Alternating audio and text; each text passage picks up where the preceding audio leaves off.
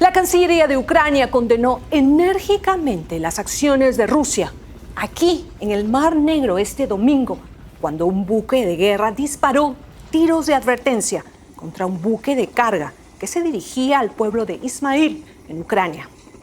Luego de los tiros de advertencia, un helicóptero ruso sobrevoló el barco de cargas Ucranianas, como vemos en estas imágenes obtenidas por CNN, para luego abordarlo. El barco es de propiedad turca. En un comunicado, el Ministerio de Relaciones Exteriores de Ucrania afirmó que la Armada rusa violó gravemente la Carta de las Naciones Unidas, la Convención de la ONU sobre el Derecho del Mar y otras normas de derecho internacional. Hay que recordar aquí que Rusia canceló su participación en el acuerdo crucial que permitía las exportaciones de grano por el Mar Negro, que fue coordinado por Turquía y las Naciones Unidas. Ahora las autoridades del Ministerio de Defensa ruso han dicho que cualquier barco que se dirija a Ucrania sería considerado como probable transporte de armas. Y en la región del sur, en la región de Odesa, en el país, donde está un puerto crucial para Ucrania, también fue blanco de ataques que incluyeron ataques con aviones no tripulados y misiles durante la noche. Los ataques dejaron por lo menos 3 heridos, según las autoridades.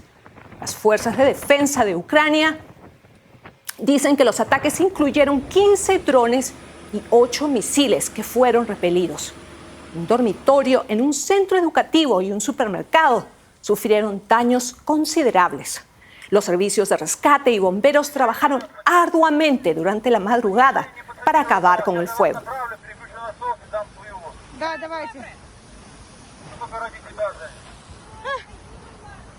Y quedándonos también en el sur del país, en la región y la ciudad de Jersón, también fue blanco de bombardeos rusos, dejando varios civiles heridos y daños materiales en la ciudad, según la Administración Militar Regional.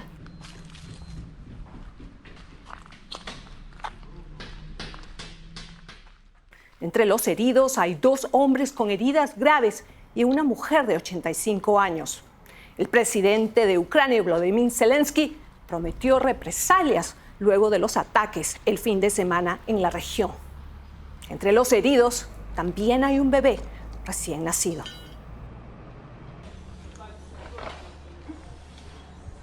Y la viceministra de Defensa de Ucrania, Hanna Maliar, también señaló que las fuerzas de su país enfrentan en este momento una resistencia enemiga muy seria en el sur del país, refiriéndose a Rusia.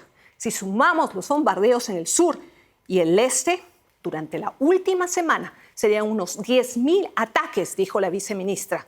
Nuestras Fuerzas Armadas enfrentan obstáculos muy serios en su camino, añadió.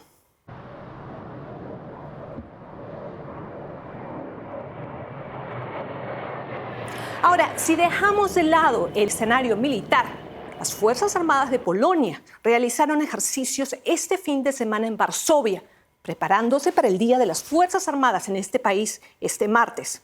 Un video distribuido por las Fuerzas Armadas muestra decenas de tanques y vehículos participando en estos ejercicios.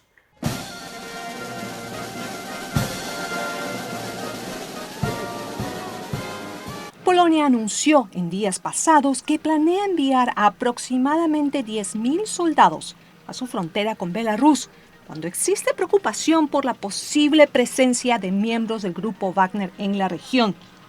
Los miembros del grupo Wagner fueron desplegados a ese país luego de la rebelión armada encabezada por su líder, Yevgeny Prigozhin.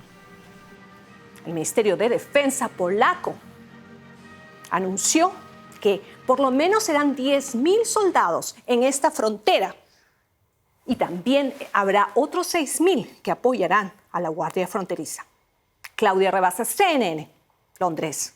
There have been more and more civilian casualties. We talked about a 23-day-old baby, many other young people recently. Do you think that's a tactic, targeting civilians as opposed to so-called collateral damage?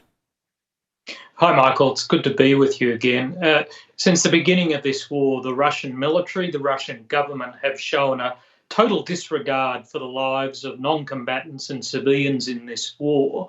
right from the atrocities at Busha, where the Russian president awarded that unit, all the way through to the destruction of the dam in Jersón, the use of incendiaries on civilian areas in this latest shelling. The Russians care nothing for the lives of Ukrainians.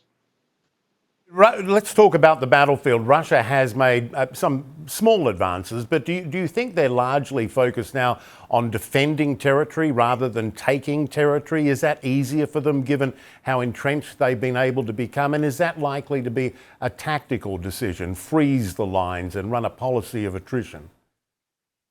Absolutely. The Russians, by the end of last year, were exhausted. They've lost huge numbers of their most experienced troops and their best equipment. They had little opportunity other than to turn to defensive operations, because they can use troops that don't have the same training and can force a level of attrition on the Ukrainians. With Putin's desire to see this war be extended to exhaust the West's patience and will with the war, I expect we'll see more Russian defensive operations in the short term. And how do you assess Ukraine's counteroffensive, particularly in the south? I mean, the attempts to break through the Russian land bridge to Crimea. Do you see promising signs there?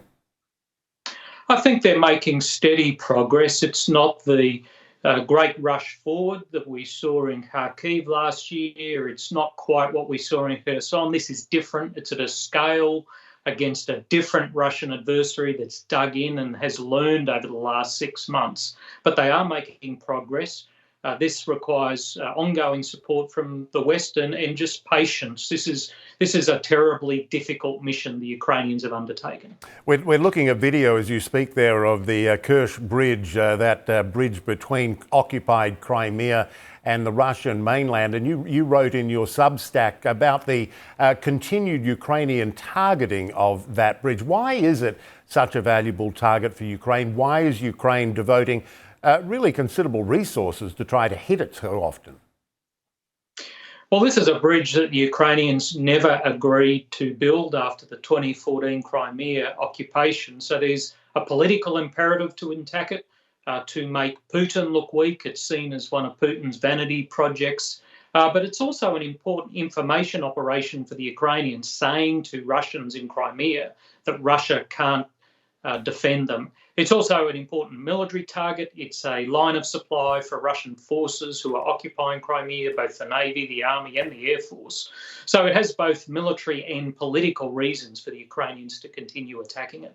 What do you make of the use of drones in this conflict? This is one of the most revolutionary aspects of this war. So every war has something different added to it. And in this particular case, drones like this, in some cases you could say, well, I can pick this up at the local hobby store and build something like this. Well, the Ukrainians are doing it, and they're creating these, basically they're out of a suitcase, and you can launch them fairly easily by hand, and you can intercept signals from them, you can intercept pictures, you can do all kinds of things. So it's an intelligence gatherer as well as a weapons delivery platform. So you have that, plus you also have the ability of the Ukrainians to go into the Black Sea using seaborne drones to attack Russian naval bases in this area, and of course the Kerch Bridge right here, the bridges here.